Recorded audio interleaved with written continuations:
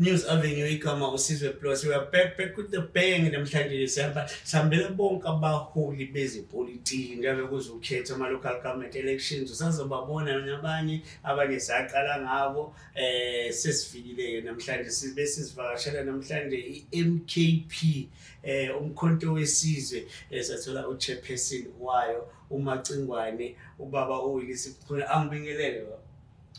Ngiyabingelela namsizwe. Ngiyathokozisa ukuthi sibe nawe namhlanje ekade evuka. Angisabuzwa-ke kade. Kade ngivukile angithi sengiphuma le eMgababa manje. La esifike sabambezeleka khona isixolisayo ukuthi sibambezelekile. Ake ngibuze nje Macingwane ngoba ngenxa yesikhathi ngesidile kakhulu ukuthi uMacingwane useyiyona ikhomanisi. Yilona futhi ngeke ngishintshe. Oh. Impela nje angithi phela ukukhomanisi ilento esiyibiza ngokuthi ideology. Okusho ukuthi inkolelo yami. Ngiyakholelwa embusweni wokukhomanisi. Angikholelwa embusweni wobucapital. Okusho ukuthi umbuso kungowankulu. Nginezathu-ke futhi angikwazi mina angikhuliswanga osomabhizinisi. Kule ngihlupheka, kule ngibabuka futhi nabantu abaningi behlupheka. La engikhulele khona eShistaville bese ngiyazibona osomabhizinisi. Ngakho-ke ngikwazile futhi ngakhula ngafunda ngangena ey'nyonyaneni ngangena kumakhomanisi. Ngafunda ukuthi yini into e-right yini into e-wrong ngobucapital, yini into e-right yini into e-wrong ngobukhomanisi. Ngiyazwakala Macingwane. Manje ngitshele Macingwane uhappy ngesimo samakhomanisi esikhona nje lesi samanje ngizwe ngathi nawo afuna ukuyibambela amathupha okhethweni. Just checking. Angithi bengingasekho-ke mina ey'nhlakeni. Ngakho-ke angibanga ingxenye yokudibhida lolu hlelo. Angeke-ke ngikwazi ukuphikisa into engayidibhidanga. Kodwa ukube ngangikhona ngangiyodibhida okwahlukile. Bayayazi amakhomanisi ayayazi i-standpoint sami ukuthi ngicabanga kanjani. Mina ngihamba ngedoctrine eyasigayida since 1928 ukuthi amakhomanisi eSouth Africa uma ezosebenza aphumelele akwazi ukulekelela ukuthi eSouth Africa kusebenze ukhomanisi. Ngeke akwenze wona ayokwenza enenhlangano esekelwa abantu abaningi. Abantu abaningi-ke kufuneka kube abantu abaningi abayi-working class. Enye-ke izinto mina eyenza ukuthi ngibe semkhontweni ngoba okwami ukuhlaziya analysis yami ithi umkhonto wesizwe wesekwa i-working class awesekwa ongxowankulu. Inhlangano-ke esekwa i-working class yona mina engiyesekayo futhi ngingakucacisa nje lokho sizwe. Uhamba nje uyobheka ama-results omkhonto wesizwe ubone ukuthi iyavotelwa ubani. Awudingi nokuthi ube nobuchwepheshe bokuhlaziya. Dinga nje ukuthi uhambe uyobona ukuthi banganani eDurban North la kunongxowankulu khona abavotela umkhonto wesizwe.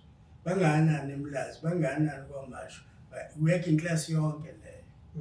Yabona-ke kimina that's a simple analysis nje kufanele ukuthi uyenze uma uyikhomanisi bese uyabona nansi inhlangano esekelwa yilabo esibabiza ukuthi yi-working class. Yibo bona-ke labo bantu-ke engizolekelela bona mina abalayo emkhontweni. uMacingwane uhlalo we-MKP la eKZN. Macingwane ake siqhubeke phambili ngeminye imibuzo. Ngifuna ukubheka Macingwane uhamba kanjani ulungiselelo amalungiselelo okhetho ikakhulukazi la esifundazweni ngokwe-MK. mina ngizothi hamba kahle ngoba phela ngithi amalungiselelo okhetha aqala ngokuthi ube nepolicy nestrategy sokuthi ukhetho uzolingenelela kanjani. Ipolicy ke isuke icacisa ukuthi number 1 uzolingenelela kuyo yonke iSouth Africa noma uzolingenelela endaweni ezithile uyeke ezinye. Baye umkhonto wesizwe sokwazile ukucacisa lo ukuthi sizongenelela ukhetho kuyo yonke iSouth Africa. Asinaso isizathu sokuthi singangeneleli ukhetho kuyo yonke iSouth Africa. Sekuyoba yilapho ke ekuthiwa hayi asina membership ke la ngakho ke kodwa thina ngokwethu ufuna ukubala amavoti thina ufuna ukubala amavoti ukuthi mangaka amavoti umkhonto wesizwe owatholayo. Inesiqiniseko ke sokuthi sizolungenela kuzo zonke indawo ngokwesinqumo esisekho. Okwesibili umkhonto ngokungenelela ukhetho.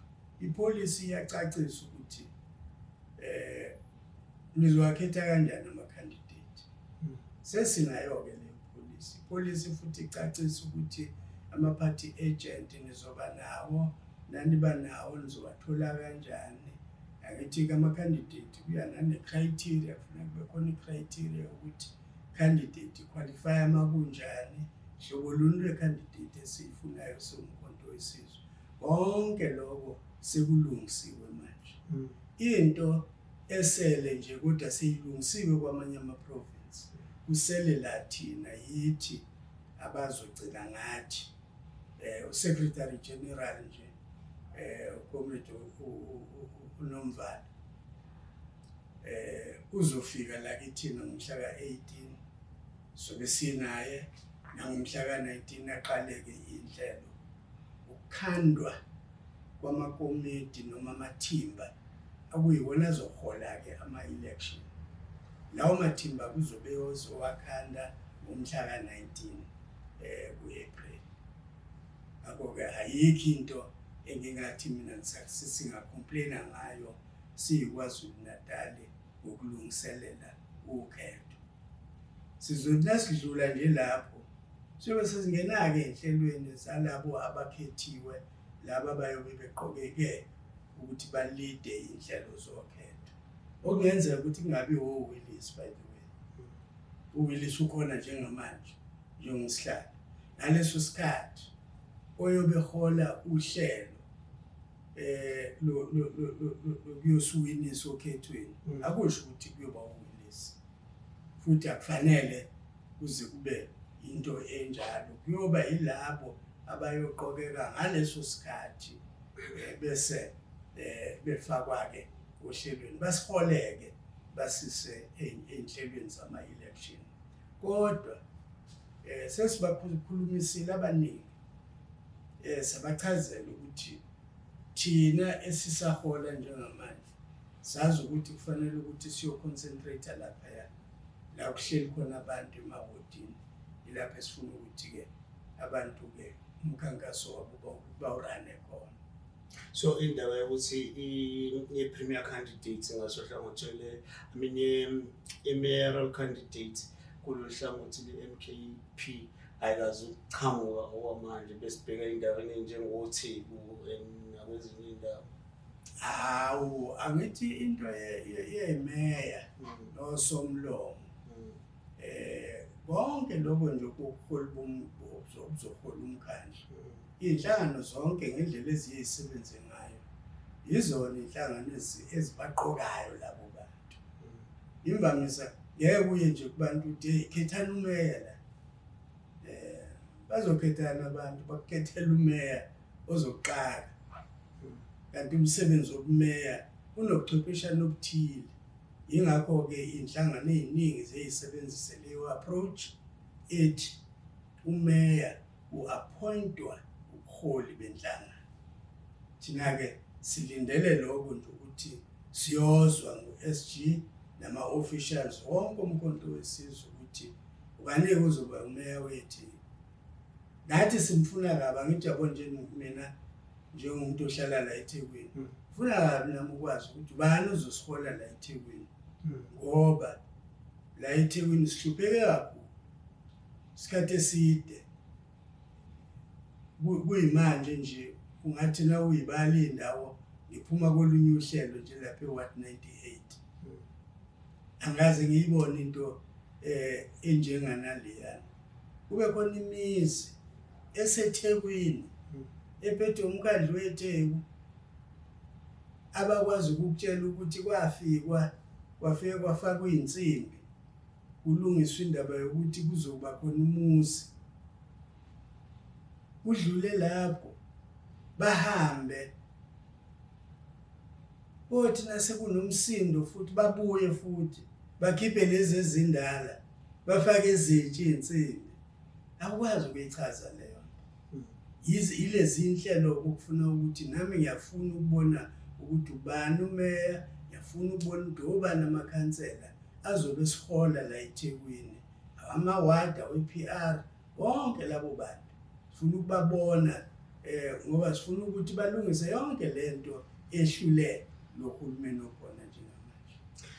Sahle nayo uMacingwane che la eKZN MKP ngiyafisa ukuthi uMacingwane ukuthi ngazi ukuthi elective conference eMK ingasibe nini Macingwane or yini ebambile ukuthi ingabi khona iMK ake siyiqale nje ngokuthi iqale kanjani ngifuna ukuthi nawe ungilandele ukuze sikwazi ukuyikhumbula ngendlela efanayo uthe ngomhla ka-16 December 2023 president we-MK Party njengamanje upresident uJacob Gedleyihlekisa Zuma wamemezelela kumuntu wonke wathi njengoba kuzoba khona ukhetho ngo-2024 ukhetho likazwelonke yena njengoJacob Zuma ngeke sawuvotela uANC usezovotela inhlangano ebizwa ngokuthiwa umkhonto wesizwe party ngaleso sikhathi angikholwa ukuthi wawuyazi wena Sizwe angikholwa futhi ukuthi khona abaningi babeyazi ukuthi khona leyo nhlangano sezwe ngaye ngoba esememeza ukuthi usezovotela inhlangano ekuthiwa umkhonto wesizwe party wasethi uyasincenga thina abantu ukuthi sivotele naye umkhonto wesizwe party ngoba ngeke savotela uANC Okothi uzoqhubeka abe ilungu lwayo akazange usho ukuthi uyaresign kwa-ANC ngakaze ngimuzwe nje ukuthi uyaresign naliqala lapho inqubo kaXaka akwazi ukuba inqubo kaXaka ngoba phela nongaresignile awuresignile angithi uyakubona lokho kodwa ukukhankasa Macingwane ngithi khona izinto ozozisho ezizogxeka leli qembu lenhlangano ngoba iANC inhlangano le uthi wena ayikavotelwa akuvotelwe iMKP usuzoyixeka manje but ngiyakuzwa Sizwe asibuyele kulelo phuzo ake sithi ukulibeka nje thasi ufuna uqeda lokho ukuthi iMK Party mayesememezelileke wase kuba abantu abathi cha vele uvule nje inhlangano ube nenhlangano esizoyivotela baqhubeka abantu bajoyina bakhanda iMK Party yabona hayi labantu abajoyinayo abaye-MK Party baningi baqhamuka endaweni eziningi baqhamuka nge-political development engafani abanye abakaze babe kupolitiki abanye babe kupolitiki kodwa bangafinyelela emazingeni athile epolitiki ngoba nakupolitiki kune-experience kuya nge-experience yakho manje ke angithi uyabona bayahlangana ke labantu babheke ivoti babheke nje evotini bayajoyina bona kodwa babheke evotini ngo-2024 ngoMeyi.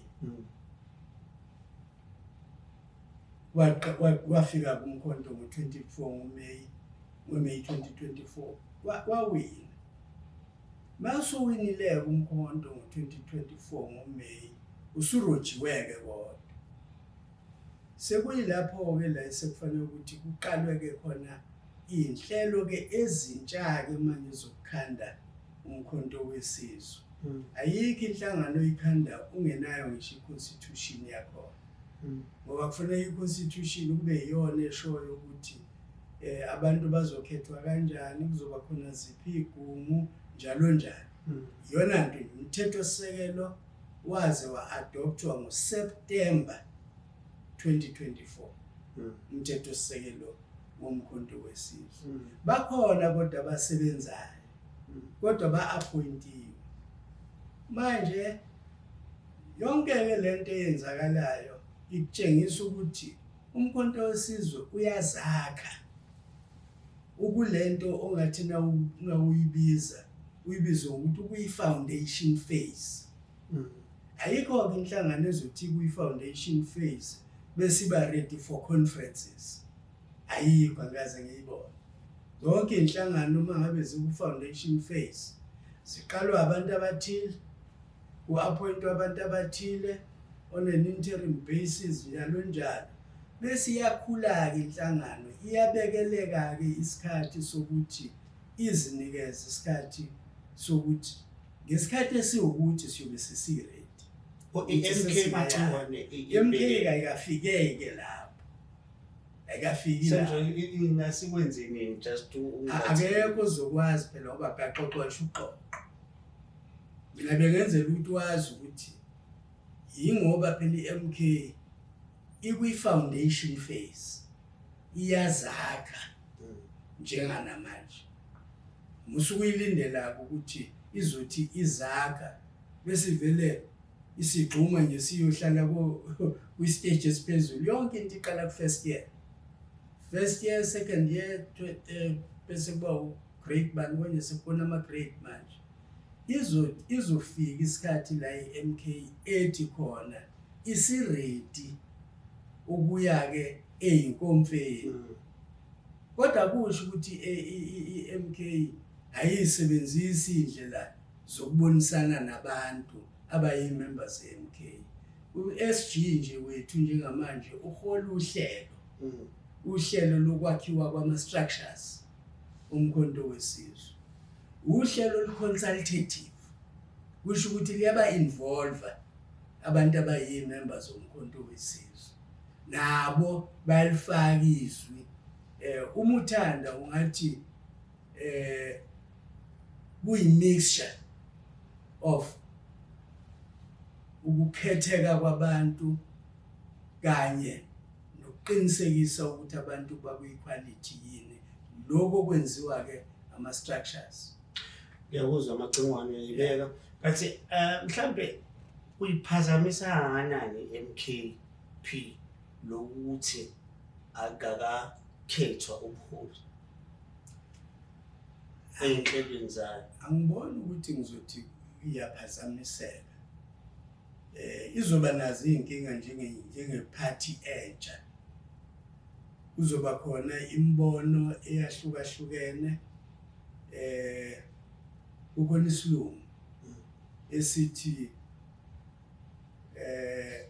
mawenza into entsha kwesinye isikhathi iba ne-trial and error. Kusho ukuthi uzothi uyenza ezinye izinto zenzeke kahle kodwa ezinye azizukwenzeka kahle. Nakhona-ke njengoba izakha nje i-MK Party kuzoba khona okungeke kujabulise wonke umuntu. uWillis jabulele ukuthi i-MK Party yenze ukuthi kodwa usizwe angakujabuleli lokho.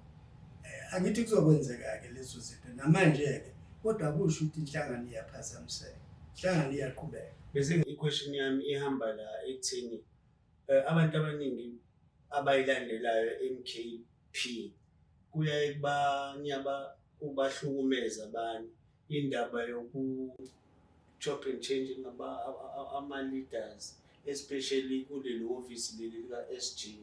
to extent ukuthi abanye bayayibuza ukuthi kwayena lo ongenile uNomvalo bayibuza ukuthi uzohlala isikhathi esingakanani. Lokho kugcina sekudala ungabazani kwi-organization, but bazothi bebeyibuka futhi bathi hey it might happen ukuthi mhlawumbe nge-elective conference akhethwe abantu onokuqoka.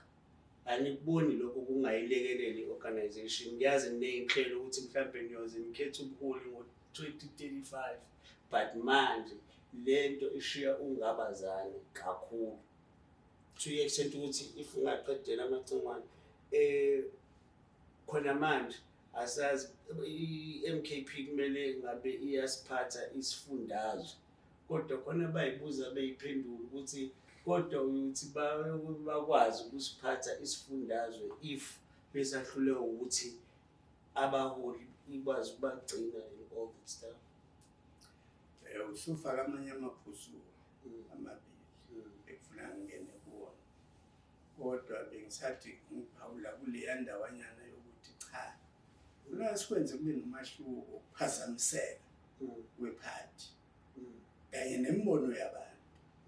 Imbono yabantu iyohlala ikhona, iyohlala yehlukene, kodwa kusho ukuthi ihlangano iyaphazamiseka, ihlangano iyasebenza, iyafunction. Akukho la ehlupheke khona nala ehluleka khona. Siyathatha inqumo njengoba bathi sikhuluma nje ukuthi sizoya okhethweni. So bese okhethweni ngoba sine confidence ukuthi i-organization iyasebenza.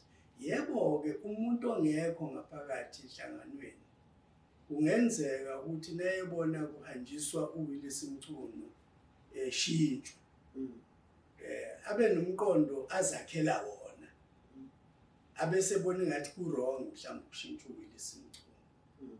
Kanti cha, abakhona phela bacwaningile babona ukuthi hayi uWillis Mchunu ngezizathu zethu thina sesianalyze sibona ukuthi uWillis Mchunu ake simshintshe ngesizamo omunye. Ziningi izizathu ezingadala lokho. Uyabona nje kukhona isizathu engeke ngisitshela abanye. Uyazi ukuthi kuyipolitiki engakhula ngayo mina. Bayazi sakhula kanye nabo kuyipolitiki ukuthi kuke kube khona nje ukuthi njengoba ukhona la uyiyona yini uniting factor. Angithi yabo awonile lutho awuzondwa umuntu futhi sengisho kulaba abakhona, kodwa you are not a uniting factor. Ngaleso sizathu nje kwawena mina nje ngiWillis Mchunu uma ngeyona i-uniting factor kulula ukuthi ngithi yabona la esikhundleni sokuthi ngilekelela umkhonto ingathi yimi engilekelela ukuthi umkhonto udivide ake ngishenxe. Ziningi izathu ezikhipha umuntu. Akukona ukuthi usuke onile kuphela, akukona futhi ukuthi usuke ehluleka kuphela. Kusuke nje kubhekwa ukuthi i-organization izosizakala yini ngaye noma ke sizama umunye. Emkhontweni ke njengoba ngithe kuseyileyo nto funa sikwamukela ukuthi bazoba khona o-SG abangenayo bazanywe, kodwa mhlawumbe kubonakala ukuthi cha ubengalungi omunye kunalo engonile lutho. Into ke leyo yanoma yipi inhlangano esuke isazikhanda izibumba, ngoba le position yoba u-SG kuyinjini ye-organization national, sukuyinjini ye-organization national. Ngakho ke naye lo okhona njenganamanje thina sinethemba, thina ngithi njengoba esaqokiwe thina sinethemba lokuthi hayi uzohlala ke, kodwa ngeke phela sithi u100% naye ngoba akekho umuntu 100%, kodwa futhi asingeke sazi ukuthi abahlaziyayo babukani nani uma besitshela ukuthi hayi bayamshintsha thina siyabethemba ukuthi kukhona isizathu abamshintshele sona. Mina umuntu oyilunga lomkhonto nosekela umkhonto asikwamukele nje ukuthi umkhonto uyazakha futhi umkhonto usothatha nje isikhashanyana belobe shintshwa. Siyeza isikhathi la umkhonto oyogculiseka khona ukuthi yabo manje si-ready sesingaya la kuyinkonzo. Ake ngithi nje mawuthi abantu abaye enkonfeni beqala ukuhlangana nje uthi abayokhetha konjalo unyaka kowesi4 manje iMK khona. Ngithi ke phela ingakho ngithi kuzokwenzeka kodwa bungeke ukulindele ngo-2024 unyaka wokuqala umkhonto ukhona. Bungeke ukulindele ngo-2025 akona futhi unyaka wesithathu. Bungeke ukulindela ngo-2024 umkhonto wesizwe ulontshwe ngo-16 December 2023. Unonyaka u-2024 ophelele no-2025 ophelele iminyaka emibili leyo. Bese kuthi ke lo wesithathu 2026 lo semncane kabi le-organization 2 years. So Macingwane benibathatha njengo-SG ngizosticka ku-SG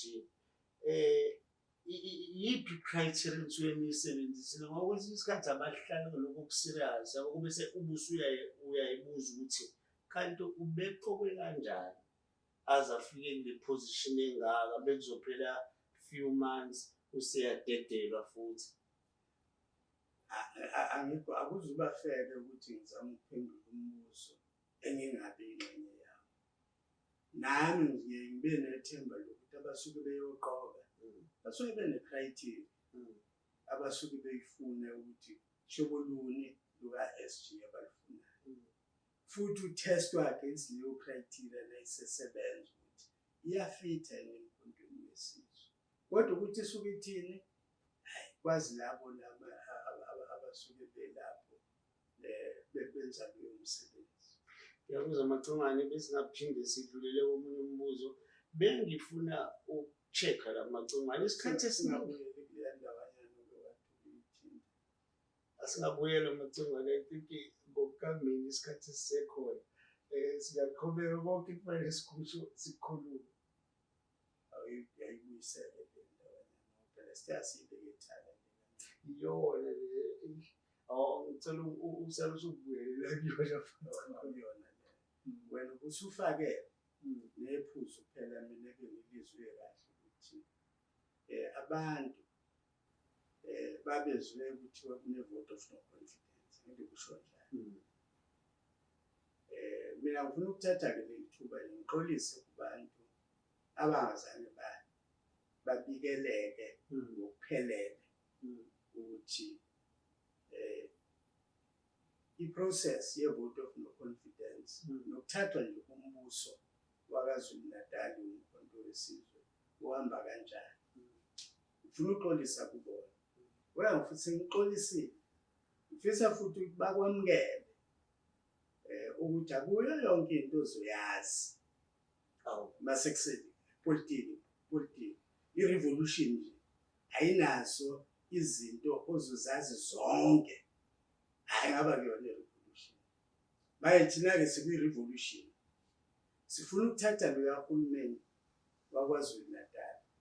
Uhlelo liyaqhubeka alumile uhlelo nase si-ready ngohlelo bayozwa abantu sisibatshela ngesibatshele ukuthi namhlanje ngeke sihlangana nobani namhlanje sixoxa nobani siyalixoxa into esemqoka nje kufuneka abantu bayazi ukuthi ngeke sikwazi ukuthi sikuthathe uhulumeni waKwaZulu Natal singabambisene ne-EFF ne-NFP.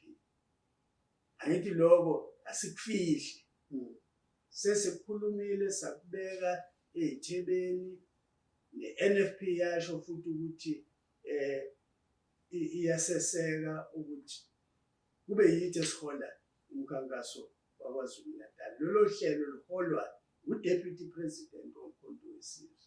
Okungakenzeki okwasuke kwenzeka ngisho njalo kwasuke kwathi kwi-NFP kwaba khona imibono eshayisanayo phakathi kobuholi kanye nelunga le-NFP elisePhalamende. Ubuholi banquma ukuthi kufanele i-NFP ivote nomkhonto wesizwe. Ilunga le-NFP elisePhalamende lanquma ukuthi ngeke lona likwenze lokho. Manje udaba olwasiphazamisana kuphela yilolo. Ngabe sikude kabi. Kwadingeka ukuthi siyidedele i-NFP ukuthi isebenze lelo daba lwayo naloyo ekhuluma naye osebenza ngaphakathi. Kodwa i-NFP ayikasishintshi isinqumo sayo. Ihamba kanjani ingxoxo eniyizamayo ne-ANC because niya-understand-a u-deputy we-MK ngathi unabo ukuzama ukuthi ayithole i-ANC ukuthi ibe-on board or i-share the very sentiment with you? Sizwe ngabe ngi-unfair uma ngizozama ukuphendulela u-deputy president. Uyena impela osesimeni sokuphendula lolu daba. Engikwaziyo mina ukuthi u-deputy president wasibikela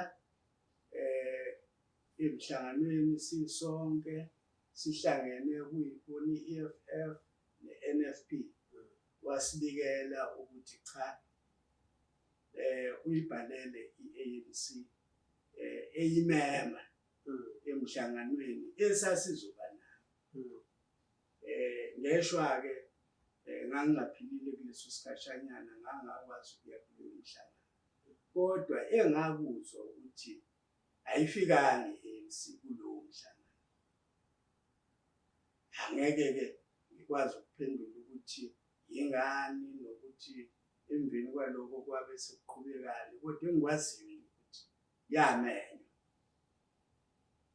Kuyona-ke ukuthi izathu zayo zokungezi iziphi emhlanganweni imenywa. Yeah, ukuthi ngigcine engathi u-deputy president we-ANC ngathi uyayikhulume ukuthi kusazohlala phansi kukhulunyiswane ne-MK kodwa-ke i-sideball yamagciwane bese ngithande kuveze. Hayi ungangixoxela nje kodwa-ke No, ngiyavolunteer information. Ngiyabuza mina ngiyozwa ngo-deputy president womkhonto wesizwe party. Yena ongiholayo, yena ohola lolu hlelo. Manje ngixoxele lokho ngixoxela wona sengiyokholwa. Kodwa wena hayi ngiyakuzwa nje. Ngiyakuzwa ukuthi ngizokholwa cha. Macongane awuseyona imember ye-ANC wavele waresigna nje. Mina ngaresign. Why? Ngaresign phela. Emini kababa ngomhla ka-4 October 2024. Ngabhala nje incwadi, ngabhalela unobhala ebranchini yami, ngabhalela unobhala we-region yami. Ngase ngidlulisela nakunobhala we-province ukuthi azi naye. Asengiresign. Ngaresign nje kahle ngo-2024. Kwaba isinqumo esibathusayo abantu lezi. Amazi noma bathuka yini ngeke ngibakhulumele kodwa Nowathusa abaningi. yazi ukuthi bafika. Bafika ababeyihlupha Bezama ukuncenga.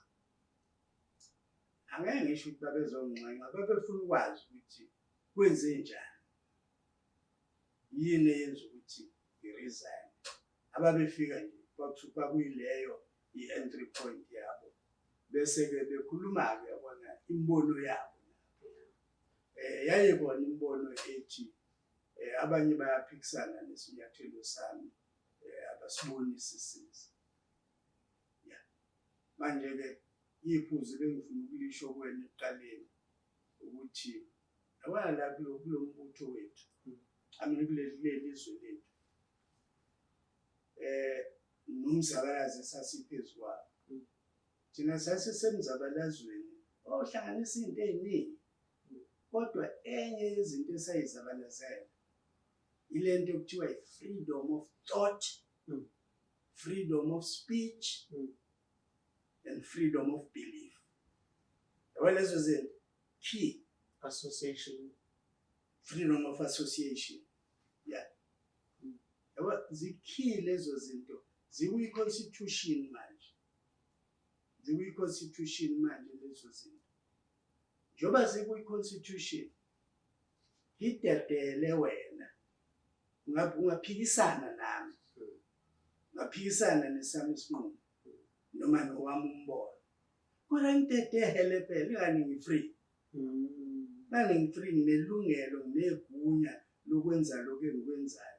Kusho ukuthi ngenye indlela nginelungelo nelokubheda ngenza into wena ophikisanayo naye. Kuhle-ke lokho ezweni-ke lisuke line-freedom of choice, line-freedom of association, line-freedom of belief. Lelo zwe lelo, freedom of thought. Lelo lizwe lelo akufunakala ugxeka omunye umuntu ngento ayenzayo ukuthi ubelonga kwenye indawo. Amgxeki umuntu ngaleyo nto. Ungakugxeka akwenzayo ukuthi wena ubona kungafanele akwenze kanjeyana. Ungakugxeka-ke lokho. Ingani phela nawe unomqondo. Kodwa naye unomqondo akavele asukeleke nje umuntu avele asukeleke nje asanganelwe yikhanda athi manje usenenhlangano siwakhe enye inhlangano semema abantu bese kufika 45% wabantu. Hayi akwenzeki kanjalo. Sikhona isizathu. Khona into enkulu. Bengiphawula-ke nje ngoba ngike ngasensa ukuthi emibuzweni yakho ifaka nokuthi abantu anembono engemihle ngomkhonto wesizwe. Kufana nabo nje ukuthi umkhonto wesizwe nangabe ukhipha abantu ey'khundleni ey'thile. Hayi uyeke umkhonto wesizwe. Ingani uyazi ukuthi wenzani. Nawe concentrate kulokho okwenzayo. But wabantu nje nokuthiwa. Yabona nje njengoba sithi abantu abawuyeke umkhonto wesizwe. Liyeza ithuba labo abantu ukuthi bezofika ithuba la bezo-expressa khona. Okwamanje abahloniphe ukusebenza komkhonto wesizwe. Khona into esiyibiza ukuthi i-revolutionary discipline emhlabeni. I-revolutionary discipline, amongst other things, ifaka ukuthi u-accepta isinqumo ngisho noma ngabe simbi kanjani ngokwakho. Kodwa usu-accept. Kwi-revolutionary discipline ulekelela i-organization ihambe iyokwenza izinto okade uphikisana nazo wena. Kade ungavumelani nazo. Kodwa ngenxa yokuthi isinqumo sesithathiwe simi kanje, you respect it. Yabo-ke uma ngabe sithi umkhonto sifuna ukuthi siwakhe ube yi-revolutionary organization lena inhlangano yake yaba yiyona. Kulo umkhonto wesizwe siwuvumele ukuthi uzoqala from somewhere. May not be where you want where. Kodwa asingathi ngenxa yokuthi umkhonto wesizwe wenza lokhu njengamanje bese thina sithi hayi umkhonto wesizwe usu-wrong. Mina sengishintsha umqondo wami. Akusho ukuthi wasekuqaleni ungazi ukuthi uzokwenzani.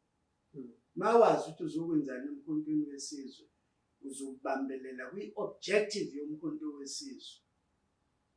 Sizofika kwi-objective yomkhonto wesizwe nangabe nawe ukhona.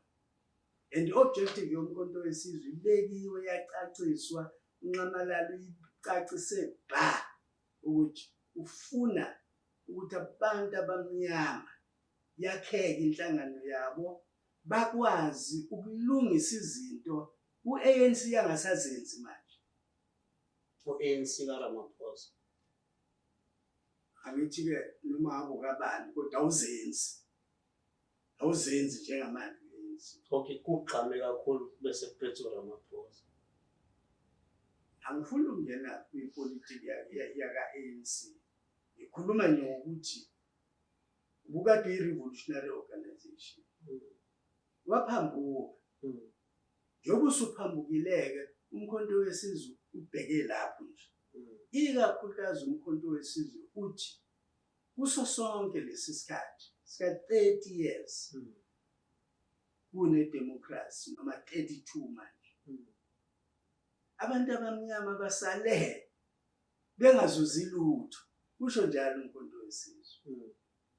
Abanye-ke bethu nasiyihlaziya siye sithi into kungenzeka ukuthi ilimaze i-revolution yokusiza abantu abamnyama kube ukuthi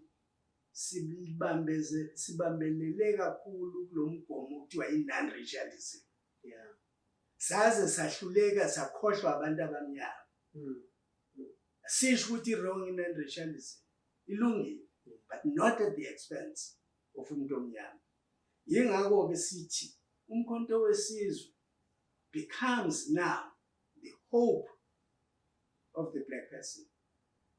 Iwona ke manje osukhona esithi kumuntu omnyama ngomthetho kufuneka sibambisane la emkhontweni wesizwe ukuze senze lento akhuluma ngayo uNcamalala. Ngithi wayethe ukuqala sidinga ukuthi sibe no 2/3 majority.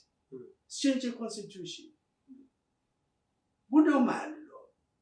Kunomali in a democratic society. I-constitution iyashintshwa ukuthi ishintsha nge-majority.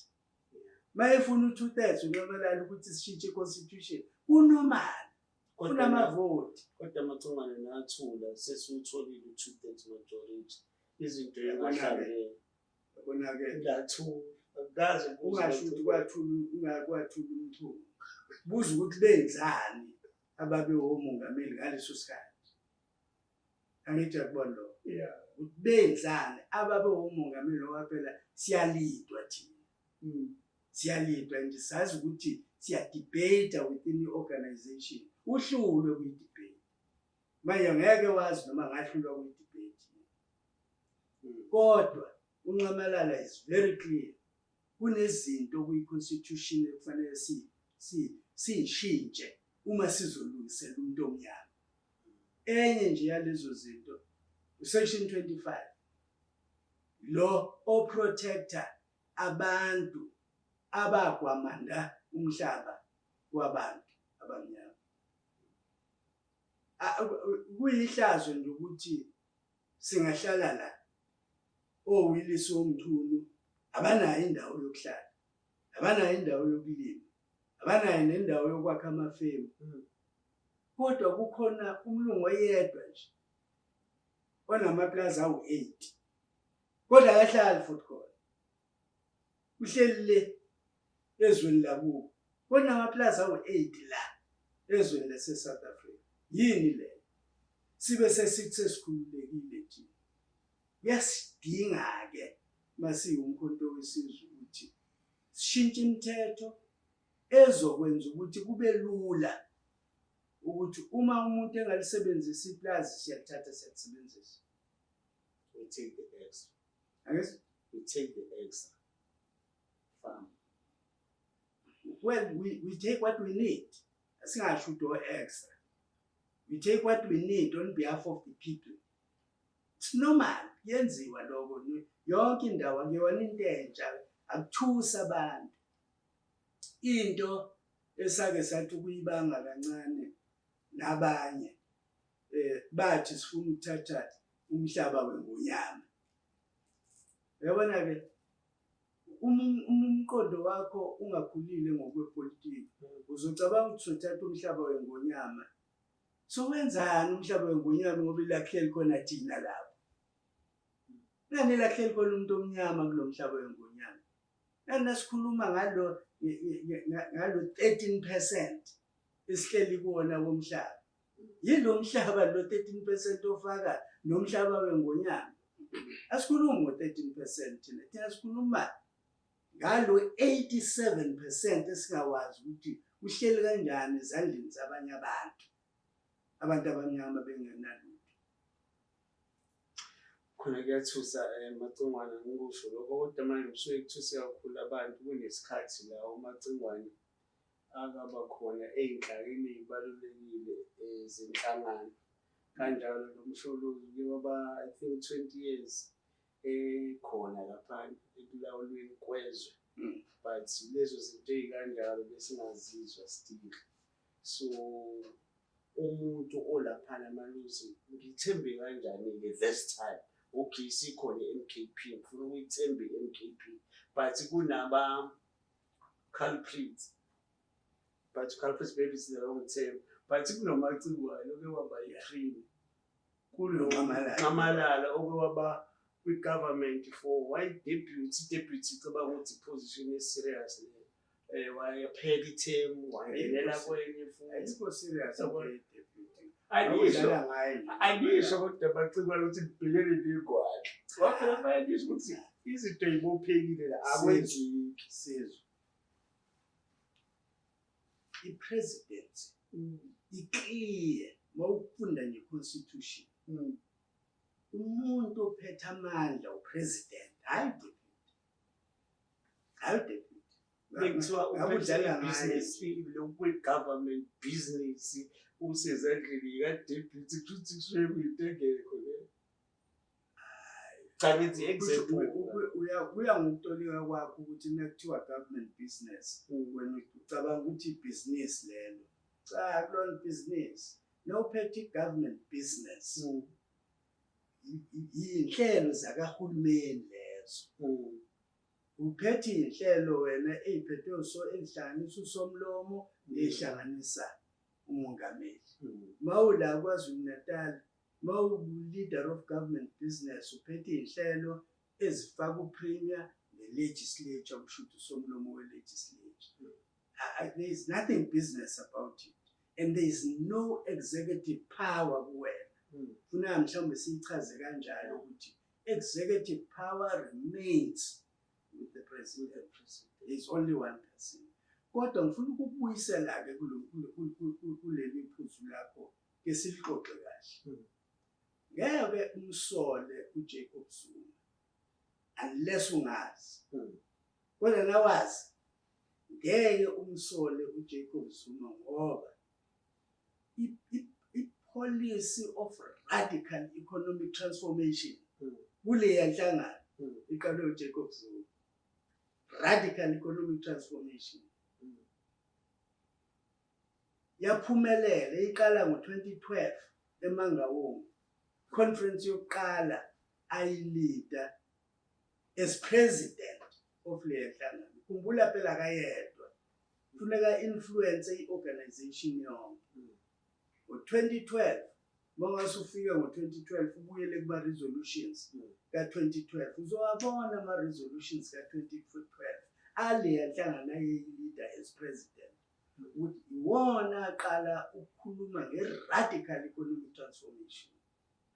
Waphuma lapho nale radical economic transformation ngo-2017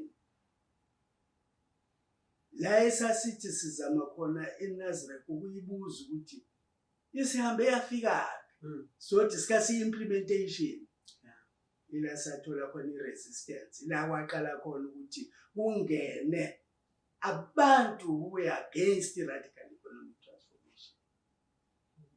That's how the organization functions. Ifunctiona kanjalo kuya ngokuthi iningi labantu licabanga kanjani, iningi labantu libona kanjani. Kodwa i-radical economic transformation umuntu owafika leader eyafika ngesikhathi sakhe Jacob Zuma. I-radical economic transformation ifaka nento yomhlaba, ifaka namabhange, kushintshwa nje kwesimo samabhange, kushintshwa ngokomnotho usuke ezandleni zalezi ezinye izizwe ngeuze ezandleni zabantu abamnyama. Yaqala kupresident uZuma. Yingakho-ke nomkhonto wesizwe wakhelwe kuleso sisekelo mhlaba i-economy. Wakhelwe lapho nje umkhonto wesizwe ukuthi abantu ababuyisi umnotho wabo, babuyisa umhlaba wabo ezandleni zabo.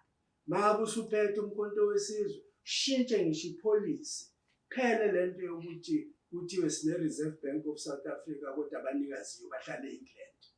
Sine-Reserve Bank of South Africa kodwa abanikaziyo abase-German and abekho umchunu lapho, ababalwa komchunu lapho. Then how do we control our country? Uma ngabe singabalwa thina sithi siwumchunu. But machongwane isawunda kamnandi lento abanye bagcina sebethi rhetoric because ekugcineni asibone implementation yabona. Ziningi lezi zinto ziyashiwo zisawunde right but umuntu alaphane lokushila emlazi uzo remain poor even zikhona lezo iy'nhlelo ezinhle ngiyakuzwa No, kodwa ukuthi uthi azikho. une-resistance. Azikho. Angithi ake nginikeze nje ngokwelimi lepolitiki. Umhlaba uyacontestwa. Umhlaba nje. Nohulumeni uyacontestwa. Bantu abacontesta umhlaba ama-classes of society. Capitalist class, bese kuba i-working class. In between kube khona i-middle class lesithi bourgeoisie. Lesithi iyavacillate. Kwesinye isikhathi bangale kuma-capitalist, kwesinye isikhathi bengakuyi-working class. Nanso nje i-basis yokusebenza ipolitiki. Therefore, ma ukwi-organization uzoba nalama contesting views. Naleya organization esasikuyona yayinalawo ma-contesting views. Uma nidifitheka la, that means kuwina i-ideology yabanye abantu. Nalapha-ke kuleya nhlangano kwawina i-ideology ngo-2017. Kwawina i-ideology yongqiwankulu. Kwawina futhi nobuholi bongqiwankulu. Yingakho uyibona namhlanje i-ANC iprefer ukusebenza ne-DA. That's an ideological problem. Can one see situation? That's an ideological problem. Angithi kutshela ngama-class dynamics. As soon as ubona i-organization ifuna ukuyosebenza ne-DA, yazi ukuthi kuwina bani? Kuwina ongqiwankulu. Yingakho kumkhonto wesizwe bewushiye ngaphandle ngoba iyona nhlangano ye-working class. Yingakho futhi okulalela uHelen Zille nje ukuthi uyathini nayikhuluma nge-GNU yabo. Asikho isizathu soHelen Zille ukuthi bayoba lapha ya kuleya GNU except ukuzovimba umkhonto wesizwe ne-EFF ukuthi bangabi uhulumeni ne-ANC. That's all. And yini abayisabayo? Basaba ukuthi i-EFF nomkhonto wesizwe bazo-influence i-ANC ukuthi akushintshwe i-constitution, akushintshwe amapolisi, bese kufakwa amapolisi azosusa umnotho kubona awubuyise ezandleni zabantu abamnyama. That's all. Ayibe uMacingwane sahle ngaye uWillis Mchunu chairperson we-MKP la e-KZN. Sikhuluma about this and that in as far as umkhonto wesizwe is concerned. Macingwane, into engiyi-observile ukuthi abantu abasukile laphana kwi-ANC bajoyina i-MKP anganoma baningi noma bancane, but i-majority engiyizwayo ayithandi kakhulu i-leadership style ka-current president we-ANC uRamaphosa.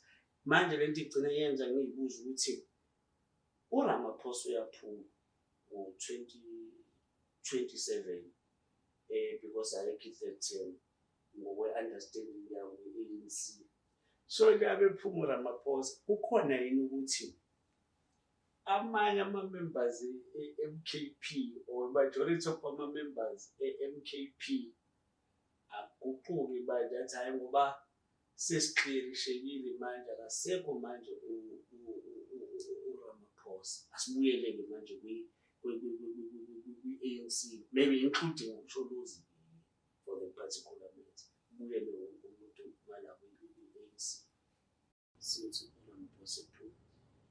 Ngeke ubanqumela abantu, nami kangizukubanqumela, kodwa engikwaziyo ilokhu ukuthi akuyena nje uWillis Mchunu kuphela ophikisana nezenzo ze-ANC. Baningi abantu abasemkhondweni wesizwe abaphikisana nezenzo ze-ANC. Hayi ukuthi futhi uRamaphosa kuphela nje oshintshe i-ANC yafuna kuphuma yena i-ANC iyobe seyilungile. Cha, akekho uRamaphosa la eThekwini. Bafeyila i-service delivery bayifeyila la eThekwini engekho khona uRamaphosa. Kodwa ifeyila abantu be-ANC okufanele ngabe basiza abantu. Angithi ngixoxelile ukuthi la engisuka khona abantu bebeyongitshengisa iziza. Yabona kuthiwa khona isiza esilo sahlala from 2006. Siney'nsimbi, senziwe safakwa iy'nsimbi, safakwa useyili, kodwa zange sisetshenzwe. Akuyena uRamaphosa. Kodwa ifeyila kabani?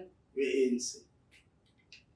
Therefore, ngeke i-service delivery uyibeke kumuntu oyedwa kwi-ANC. Bafeyile ey'ntweni ey'ningi. Sibuyele-ke entweni yama-allegations e-corruption. Into yama-allegations e-corruption esiyibonayo ey'ndaweni ey'ningi, and I remain with the conviction yokuthi ama-allegations remain allegations. Kodwa even nalawo ma-allegations, kuboshwa amaphoyisa, kuboshwa abanye abantu, konke lokho kwenzeka akwenzeki kuRamaphosa nje.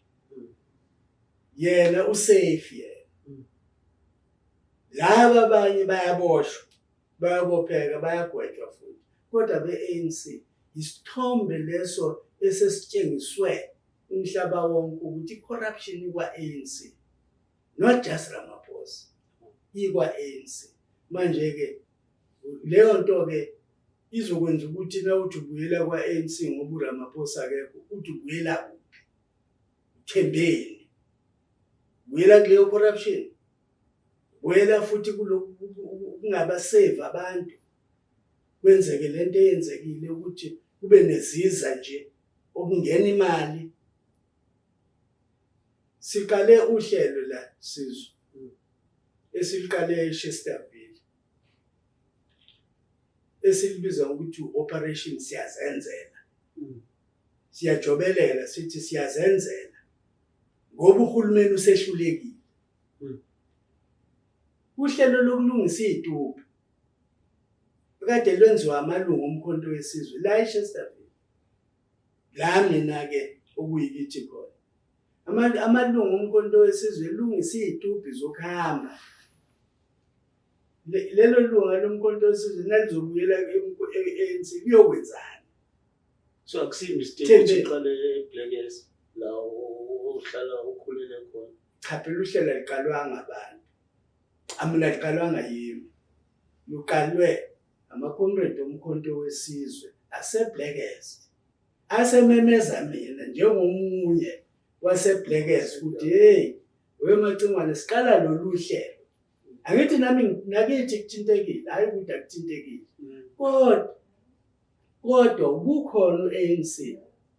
Futhi ngingakhuluma ngingananazi ukuthi ngomunye wabakhuluma noNdunankulu waleso sikhathi ukuthi uNdunankulu mawukhuluma ngabantu aba-affectwe ama-floods. Musukubala abantu aba-affectwe ama-floods kwezinye indawo bese ukhohlwa yilabo abala emalokishini. Ngasho kanjalo kuyena. Waya uNdunankulu emva kokukhuluma nami waya wafike walungisa imigaqo. Kodwa abantu abahlala emgaqweni. Abantu bahlala ezindlini, izindlu ezalimala azange ilungiswe. Kuze kube imanje. Angikhulumi ngento entsha. Kukhuluma ngento endala. Le flood engikhuluma kuyona ngayo akuyona eyizolo. Ma-flood amadala. Kukhona imizi esalenga namhlanje. Uzobuyela leyo muntu kwa-ANC uzothi uyokwenzani. Khuluma ukuthi abantu abawushiyanga u-ANC simply because of uRamaphosa. Hayi Macingwane bengithi sicacise leyo ngoba kuba nale notion ukuthi njalo i-ANC kaRamaphosa and then manje bese phuma futhi uRamaphosa kuyabe ngisho ukuthi 2027 uRamaphosa noma uyathanda noma akathandi uyaphuma uRamaphosa amathema akhe sewasevile.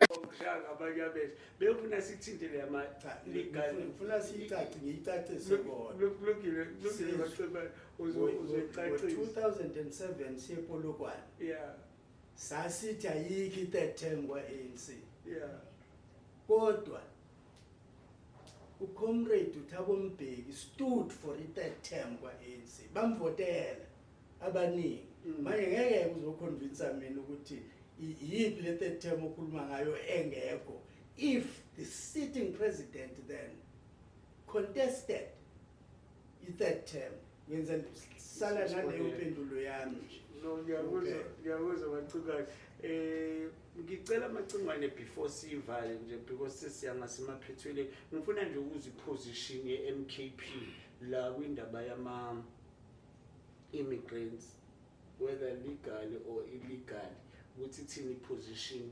ye-MKP ngiyathanda futhi ukwazi macingwane ukuthi ngathi nginobuhlobo obuhle neMorocco and abanye bakholelwa ukuthi Morocco ineway yabacindezeli icindezele iWestern Sahara mhlawumbe bengangithintela lawo maphuzu amabili bacingwane ngizothula kulalelo wake wathula yini asiqale nje ngaleli lokuqala ngalo lama African migrants mawukhuluma nami abawona ama-foreigners they are Africans in Africa ukuthi nje they are Africans now in the south of Africa so they remain Africans, they are not foreigners kimina i-terminology iqala lapho ngiyaphikisana futhi nokuthi whether illegal or illegal no there is a difference ama-migrants ase-Africa uma eza ezweni lase-South Africa kufuna abe legal aweze legally njengoba nama-South Africans ayaphuma aye kwamanye amazwe legally nanti siyahamba nathi siye kwamanye amazwe ngine-passport nje mina ngine-passport engikwazi ukuhamba ngayo ngiye kwamanye amazwe la e-Africa why-ke kuzoba khona umuntu ozosuka ngoba esuke e-Africa angabi nayo into eyi-passport so we do not support any illegality siwumkhonto wesizwe we do not support it kodwa labo abasesemthethweni njengamanje as umthetho stands umkhonto wesizwe supports umthetho as it stands siyaphikisana neminye yemithetho siyaphikisana namanye ama-provisions e-constitution but we are not acting against imithetho we are not acting against the constitution we comply njenganamanje with an intention yokuyishintsha le mithetho uma sithole ithuba lalo 2/3 majority nanso into yomkhonto wesizwe therefore anything illegal siyayiphikisa including illegality within ama-migrants asivumelane nama-migrants azozala abe illegal okokuqala worst of all anything that ama-migrants do in this country illegal siyaphikisana naye noma ngabe ubani noma ngabe uyi-migrant from anywhere kodwa siyaphikisana nje nento oyenzayo as long as izophazamisa umthetho wase-South Africa otherwise why should we have a law in South Africa yiloko-ke esimi kubona coming back to Morocco upresident uyile Morocco ehamba nowaye-head of president ngaleso sikhathi basichazela upresident wachaza futhi no-head of president ukuthi into ebase eMorocco kuyofuna ukuthi peaceful solution ngeke yatholakala yini between iMorocco nalamazwe amanye are within the geographical area of Morocco. Now, that is what made that informed the trip of President Uyalapaya to find a peaceful way of resolving i-issue yaseMorocco. Manje ngiyangibona-ke kufakwa wonke amanye amalengelenge cha Israel. angithi Kufakwa nalo Israel. angazi ukuthi ungena ku-Israyeli ngingazi nje mina kodwa ngazi mina ukuthi upresident waya eMorocco ukuyobheka ukuthi ayikho indlela yokuthi Saharawi neMorocco ihlanganise ukukhuluma ifune isolution ezoba uniting, not isolution ezoba divider, solution ezobenza babe united ngoba bayakapakelana khona abahleli ngale abanye bakule ndawo ekuthiwa ise-Western Sahara, abanye bangaphakathi. Imingcele iyona ebaxabanisayo. Now uma ke kuabantu bendawo eyodwa bexabana, is it wrong yini for the president of Umkhonto weSizwe to go and encourage a peaceful resolution of a problem problem yase Western Sahara kanye neMorocco? Is it wrong? I don't see it as wrong. And mawufako Israel angazi bangenaphi kodwa let me give you nje my understanding ye problem yase Israel nama Palestine. Problem engiyi-understandayo mina ukuthi ama-Israel nama-Palestine, they need to have a negotiated settlement. They need to have a peaceful settlement of how to coexist.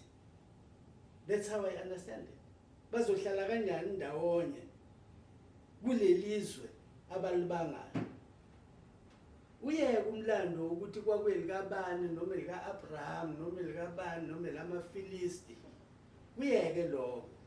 That is historical. The problem imanje ukuthi how can they coexist? And that's the problem mina bengiyi-understanda ukuthi iyahlupha kwa-Israel nase-Palestine. Yingakho kwakuyikhona i-theory ethi akube khona i-two-state coexistence. It's trying to find a solution. Now, nase-Morocco, nase-Western Sahara, you may find a similar situation.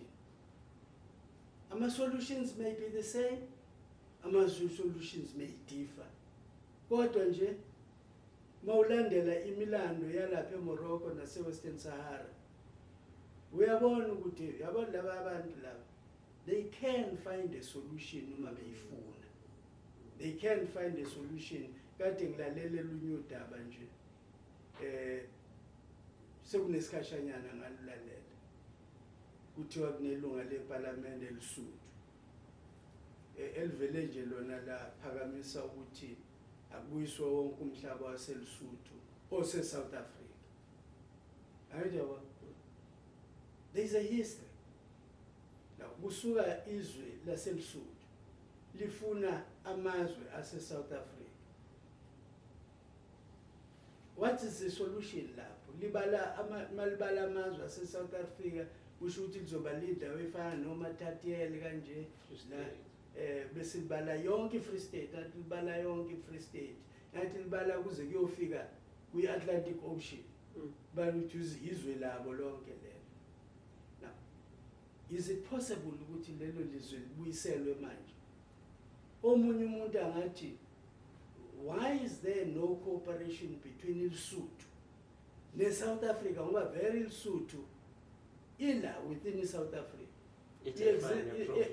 I-exist wena singasho kanjalo asithi akube khona i-coexistence, i-arrangement of coexisting between Lesotho ne-South Africa. Zonke lezi zinto izinto zokufuna ama-solutions. NeMorocco ke ne-Western Sahara mina ngi-understand ukuthi kufunwa i-solution lapha ezoba peaceful kodwa futhi ezoba uniting.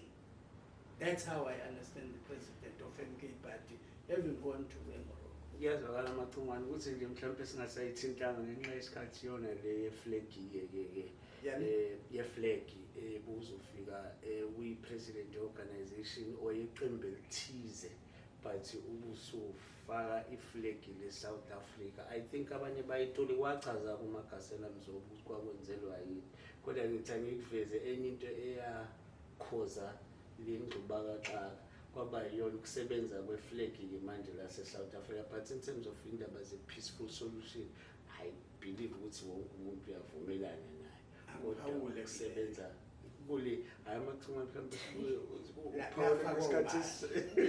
i-flag lapha koba cha ngiyabuza ngoba phela iMorocco is a country. Can a person come and install i-flag lelinye izwe kwenye country? No, can't do it. That's where people become wrong. Bavele baphawule nje without getting facts. Wakufuna bona ukuqala ngabe babuza iMorocco ukuthi iMorocco yavuma kanjani ukuthi kube khona iflag lase-South Africa. Ichaze. Ayokuvela usukela uzuma nje ngoba uzonda uzuma. Vele usukela uzuma ukuthi uyena wafaka iflag uyena wrong. Hayi. Lezo zinto zi-informwa yi-prejudice. Uma nje sirulwa ilento ekuthiwa yi-prejudice, we will make wrong decisions and siyitshale futhi nakubantu be-wrong.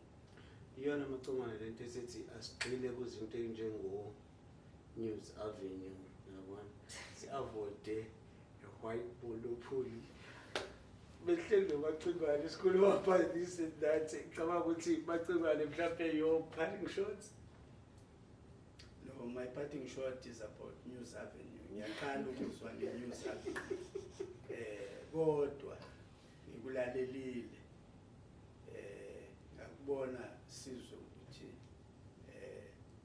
kodwa nge-South Africa ngiyakukhuthaza lo futhi uyadebate. Khuthaza ama-debate kakhulu kabi ngoba iwona azosithatha sisephambili. Maningi amaphuzu engingawafisa nokuwabona niwa-debate la. Amaphuzu athinta bonke abantu njengoba kade udebatisa mina nje.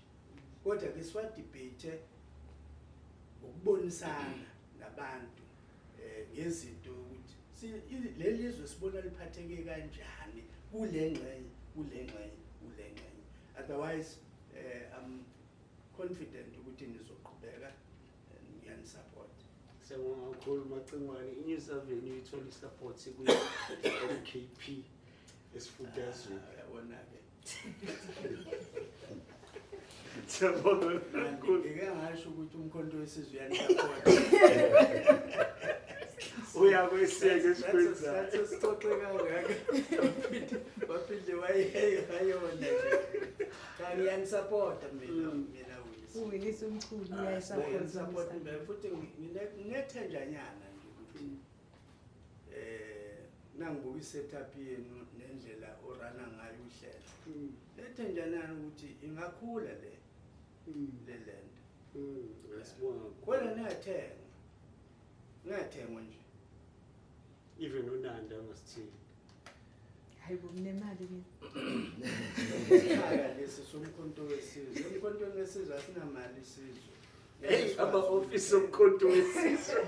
Yasikwazi. Akuvali umlomo ukuyena kuyo yonke into esibonile, but asibone kakhulu macingwane. Ngiyacabanga indaba yesikhathi iyalimaza kakhulu because bengisafisa ukwazi ukuthi umacingwane Shorty empeni ukuthi ugcina upremier ekuphi angabona ukuthi lokho singakulungisayo manje ongakwazanga ukulunga before, but isikhathi esinjalo because sesiyalazi office lamacingwane ukuthi likuphi uyohlela umini ukuthi umacingwane simthole futhi hlale naye phansi sikhulume nangezinye izinto, ziningi izinto efanele siyikhulume ngoba iyadingeka umhabulo. Kwakhona into ekuthiwa umhabulo macingwane. Don't you dare do what I want to do. If you do it, please take pictures.